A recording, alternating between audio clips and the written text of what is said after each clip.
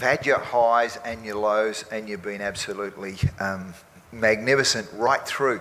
How does one get up off the deck when things aren't going well? I would like to share one experience with you here. It's a funny story, but completely out of the box, which we hadn't tried, and it did wonders for our team. We were playing against New Zealand, and Chris Gaines was bowling. This was in India, in Mohali, so in your hometown.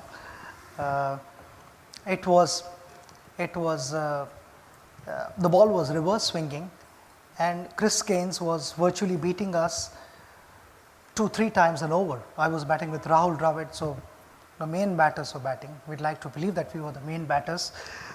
And we were getting beaten, and we were sort of clueless because we couldn't see the shine. Sometimes the surfaces are such that it becomes a little difficult to figure out which side is the shiny side and which is the rough side. I expect all you guys to know what reverse swing is. Reverse swing is wherever the shiny side is, the ball starts to go in that direction. Even if the bowler wants the ball to go in the opposite direction, it will not go because of the imbalance and the surface of the ball. So Chris had started doing that, and I met with Rahul in the middle of the wicket, in the middle of the over. I said, I've got an idea. And he said, do you want to share it now or after the over? I said, I'll share with you after the over, but it can work.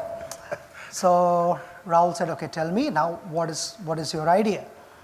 I said to Rahul, I am closer to the bowler, and when he's walking back on the run-up, I need to stand here. When he's walking back onto his run-up, I would be watching him closely, and I'd be watching the ball. Which side is the shiny side and which side is the rough side? So Rahul said, then what happens after that? I said, whichever side is the shiny side, I will hold the bat in that hand. If he's going to bowl an outswinger, the bat is going to be in my left hand. If he's bowling in swinger, the bat is in my right hand at the non-striker's end. So that's the only time in my career when the batsman is ready to face the ball. He's not watching the bowler, he's watching the bat in my hand. So he's very good. So Rahul is watching me, and suddenly you see a couple of cover drives being hit for boundaries, and on drives passing piercing mid-wicket and mid-on, and Chris is like wondering, these guys were getting beaten a couple of times every over, and suddenly I'm giving away a couple of boundaries. There's definitely something wrong. So all the fielders were watching me because I was, watching Chris and not Rahul. And normally no batsman stands facing the bowler. He would be like facing the other batter. And then I would quickly change the bat, and by then they had sort of figured out that there is something fishy. And Chris lost his momentum, he lost his rhythm, and he held the ball cross seam, and he bowled a ball, and instead of looking at Rahul or checking what has happened there, he looks at me and I said, what have you got for this?